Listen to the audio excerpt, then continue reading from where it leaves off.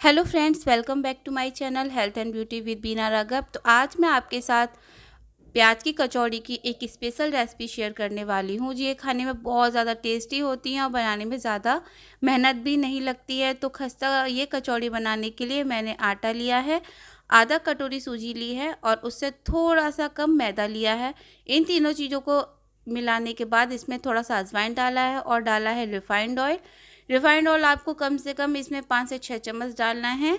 जितना हम मठरियाँ तैयार करते हैं, आप बनाते होंगे तो उसमें आप जब देखते हैं ना कि इसके आटे की जो बाइंडिंग किस तरह से करनी होती है, बिल्कुल सेम इसमें उसी तरह से बाइंडिंग करनी होती है।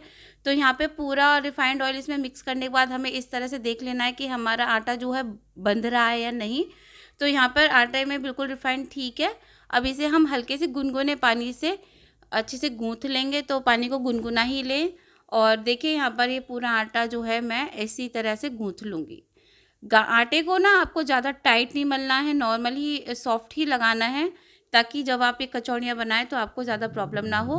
अब आटा गूँथ चुका है तो हम इसे 10 मिनट के लिए रेस्ट करने के लिए रख देंगे और इसके बाद हम प्रिपेयर करेंगे अपने मसाले की।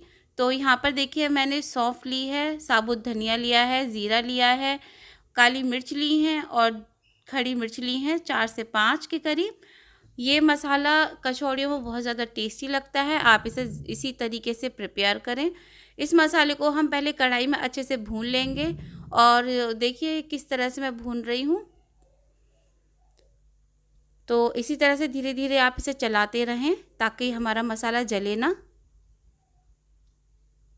तो यहाँ पर देखिए लगभग लगभग मेरा मसाला जो है वो भुन चुका है। अब इसे आप अलग एक प्लेट में निकाल लें और उसके बाद इसे मिक्सी के जार में डाल के अच्छे से पीस लें। लेकिन इसको जो आपको है ना दरदरा पीसना है, बहुत ज़्यादा महीन नहीं करना है, सिर्फ दरदरा ही रहना चाहिए।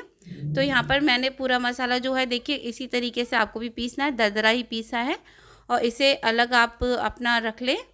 इसके बाद हम आगे की अपनी जो प्रक्रिया है वो स्टार्ट करेंगे। तो यहाँ पर अब हमने बेसन ले लिया है 1 कटोरी। अब 1 कटोरी बेसन को भी हमें कढ़ाई में अच्छे से भूनना है। ये जब तक भूनना है आपको जब तक ये थोड़ा सा गोल्डन ना हो जाए, मतलब आपको ये जलाना नहीं है, सिर्फ इसे इतना भूनना है कि इसमें खुशबू आने लगे। तो इसे हल्के हल्के हाथों से बहुत हल्की फ्लेम पर आप भूनें, ज़्यादा तेज़ ना करें फ्लेम को, वरना तो आपका पूरा बेसन जो है वो जल जाएगा। इसे हमें जलाना नहीं है वरना कचौड़ियों में इसका बहुत गंदा स्वाद आएगा। तो बेसन भुन चुका है, अब हम इस आगे इसको प्रिपेयर करेंगे। अब हमने यहाँ पर डाला है ये थोड़ा सा तेल और तेल में हमने डाला है प्याज को, हरी मिर्च को। तो यहाँ पर देखिए प्याज और हरी मिर्च डालने के बाद इसमें हम थोड़ा सा वो मतलब है ना, इसे हम अभी फ्राई करेंगे। अभी इसमें हम कुछ ऐड नहीं कर रहे हैं, अभी हमें इसे अच्छे से फ्राई करना है। तो ये दोनों चीज़ें हम बहुत अच्छे से सौटे कर लेंगे। आपको ना ये ज़्यादा भी नहीं भूनना है कि मतलब बिल्कुल जला भी नहीं देना है, नॉर्मल ही भूनें आप इसे जब तक ये गोल्डन ब्राउन नहीं हो जाए। तो यहाँ पर देखिए ये जो हैं प्याज हमारे गोल्डन ब्राउन हो चुके हैं। अब हमने इन्हें भी निकाल दिया है। अब हम क्या करेंगे, इसमें थोड़ा सा फिर से तेल डालेंगे और अपना जो हमने खड़ा मसाला था वो भूनेंगे। ये मसाला अच्छे से भून लें और देखिए आप ना ऐसा भी कर सकते हैं, पहले इस मसाले को भून लें, उसके ऊपर से आप प्याज डाल दें। लेकिन ऐसा होता है ना प्याज फिर ठीक से भुन नहीं पाता है, तो इसलिए मैंने ये दोनों चीज़ें अलग अलग करके ही भुनी थी। तो फिर बाद में वापस आप इसी में अपना प्याज और जो हरी मिर्च को आपने भुना था वो इसमें आप ऐड कर देंगे। और साथ में मैंने देखिए यहाँ पर थोड़ा सा नमक डाला है, थोड़ा सा हल्दी पाउडर डाला है, थोड़ा सा धनिया पाउडर डाला है। मिर्च आप हल्की सी डालें, ज़्यादा ना डालें इसमें मिर्च, क्योंकि मिर्च आपने मसालों में भी मिलाई हुई है। और अब मैंने डाला है यहाँ पे आमचूर पाउडर, थोड़ा सा इससे जो खट्टापन आता है इसमें कचौड़ियों में बहुत अच्छा लगता है। और फिर जो हमने अपना बेसन भुना था वो इसमें ऐड कर देंगे और अब ये सभी चीज़ें हमें अच्छे से एक दूसरे में मिक्स कर देनी है, ताकि ये जो है ना मिक्सचर बहुत अच्छे से एक दूसरे में मिल जाए और सारे मसाले के जो फ्लेवर हैं एक दूसरे में आ जाए।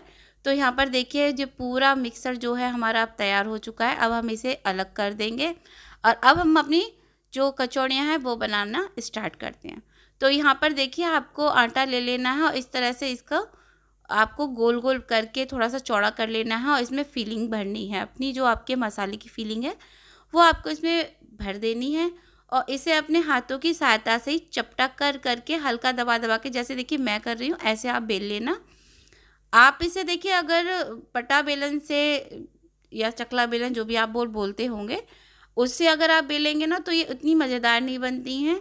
आप इसे हाथ से बनाएंगे तो ज़्यादा अच्छी बनती हैं। तो मैंने तो ये सभी हाथों से ही बनाई है और आपसे भी कहूँगी कि आप इसे हाथ से ही तैयार करें। तो यहाँ पर मेरी सभी कचौड़ियाँ जो थी लगभग मैंने अपनी प्रिपेयर कर ली थी।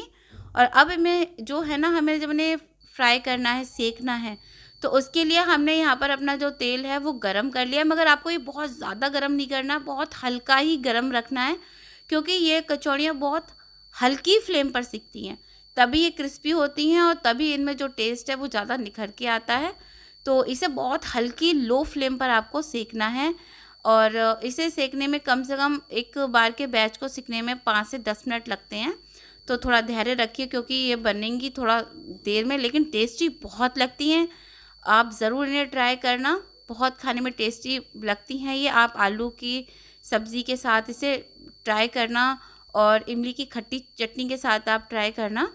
और मैंने ये दोनों चीज़ें ही बनाई थी इनके साथ खाने के लिए। आपको अगर उसकी रेसिपी चाहिए तो मैं आपके साथ ज़रूर शेयर करूँगी, कमेंट सेक्शन में आप बता देना। तो यहाँ पर देखिए ये मेरी जो खस्ता कचौड़ियाँ हैं, ये धीरे धीरे देखिए कितनी फूल रही हैं। तो इसी तरह से आप इन्हें हल्के हल्के से ही भुनें। ज़्यादा तेज़ अगर आप फ्लेम कर देंगे ना तो ये जल जाएंगी और क्रिस्पी नहीं होंगी और बहुत ही ज़्यादा गंदी लगेंगी, एकदम से जली जली सी हो जाएंगी। तो थोड़ा सा धैर्य रखें, हल्के हल्का ही भुनें इसे। और उससे आपसे एक और बात कहूँगी, अगर आप मेरे चैनल पर नए हैं तो प्लीज़ मेरे चैनल को सब्सक्राइब भी कर देना, वीडियो को लाइक भी कर देना। तो यहाँ पर देखिए ये जो कचौड़ियाँ हैं मेरी लगभग लगभग सीखी चुकी हैं।